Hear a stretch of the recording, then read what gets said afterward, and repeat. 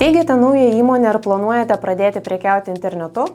Tokio verslo pradžioje didžiausios klaidos prasideda nuo PVM. Daugelis galvoja, kad PVM atsiranda tik tada, kai pasiekiama didelė apyvarta Lietuvoje. Tačiau elektroninėje prekyboje tai tik dalis tiesos. PVM prievolės gali atsirasti ne tik dėl pardavimų Lietuvoje, bet ir dėl prekybos į kitas ES šalis, prekių ir paslaugų pirkimo iš užsienio ar net dėl veikloje naudojamų platformų. Nepriklausomai nuo PVM statuso, kiekvieno pardavimo metu turi būti išrašyta sąskaita. Ne PVM mokėtojas išrašo sąskaitą faktūrą, o PVM mokėtojas PVM sąskaitą faktūrą. Svarbu nepamiršti, platforma ar tarpininkas šios atsakomybės neperima.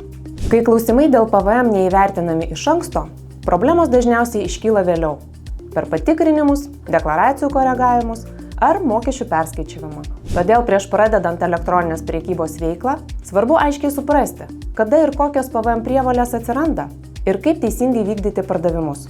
Kreipkitės į mus ir padėsime pradėti verslą teisingai. Aiškumas pradžioje leidžia augti ramiai, be nemalonių staigmenų.